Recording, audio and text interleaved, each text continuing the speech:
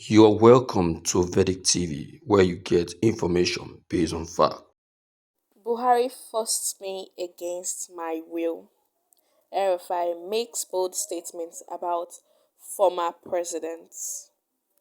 Hi people, welcome to another date on our channel.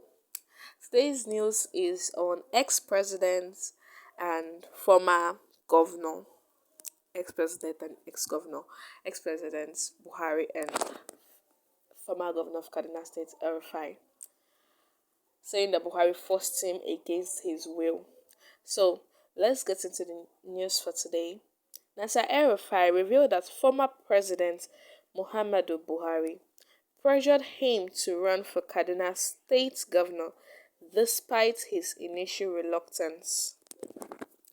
El-Rufai criticized the APC, calling it a party of detractors and derailers, and hinted at possibly leaving if the party fails to return to its core value. He dismissed claims that his exclusion from Tinubu's cabinet was due to a failed NAS screening, stating it was a deliberate decision by the president. Former Kaduna State Governor Nasser El-Rufai has disclosed that his entry into politics was not driven by personal ambition, but rather at the insistence of former President Muhammadu Buhari. El-Rufai, who recently distanced himself from the All Progressive Congress (APC), shared this revelation during an interview on Arise TV's primetime program. El-Rufai explained that he had no prior interest in vying for political office and was initially hesitant to run for governor. According to him, it was Buhari who persuaded him to take on the road despite his reservations. I have never had an ambition.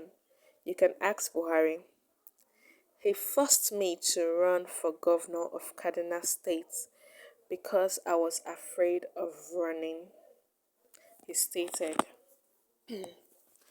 El-Rufai inches away from ruling party. The former governor described himself as a technocrat rather than a politician, emphasizing that his strength lies in problem solving rather than campaigning. He noted that individuals like himself, along with other notable figures such as Obi Ezekwesili and Ngozi Okonjo-Iweala, are more suited to behind-the-scene work rather than seeking public office. El-Rufai comments come amid his growing dissatisfaction with the APC, which he recently labeled as a party of detractors and derailers. He expressed his concern over the party's deviation from its founding principles and suggested that he might consider joining another political platform if the APC fails to realign with its core values. Tinubu intentionally sidelined me, El-Rufai. While some speculate that El-Rufai criticism stems from being overlooked for a ministerial position in President Bola Tinubu's cabinet, he dismissed such claims.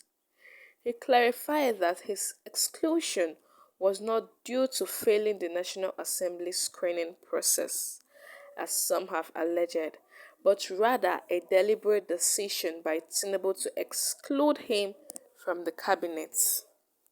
El-Rufai reiterated his commitment to politics, but clarified that this does not necessarily mean contesting elections. He expressed hope that the APC would address its internal issues and return to its original ideals. However, he warned that if the party fails to do so, he would seek another platform that aligns with his values. The former governor remarks have sparked discussions about the future of the APC and the potential defection of other prominent members. PDP Atiku unites with El-Rufai. It would be recalled that Clark, a former federal commissioner, died on Monday, February 17th at the age of 97. Earlier, Atiku along with El-Rufai, Bindo Jibrila, and several others participated in the Sacred Friday prayers at Jumat Mosque in Abuja. Well, maybe you guys have heard it too, that um when El-Rufai was governor for Kaduna State, he was forced against his will too, because it was never his intention. He did have it in mind to run for the post of the governor for Kaduna State. But due to one reason and another, whether he was threatened, we don't know, or something, he became the governor. And he was not happy with being the governor. I think he did, in fact, maybe he had his eyes on the ministerial cabinets of the president rather than being a governor, just like he was the former minister for FCT Abuja. I think he basically wants to be a minister other than a governor. And then Buhari forcing him to be a governor was not something he wanted. And he also says that APC is losing its value. That compared to when APC was first formed, they have lost their core values.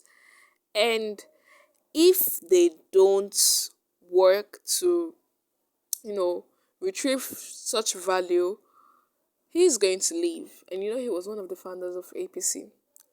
He said that he's going to leave, that he even called them a party of detractors and derailers, and that he will leave if the party fails to return to its core values. So yeah, that's pretty much all we have for you today. Thank you so much for always tuning in. Do have a wonderful day ahead of you. God bless you. Bye.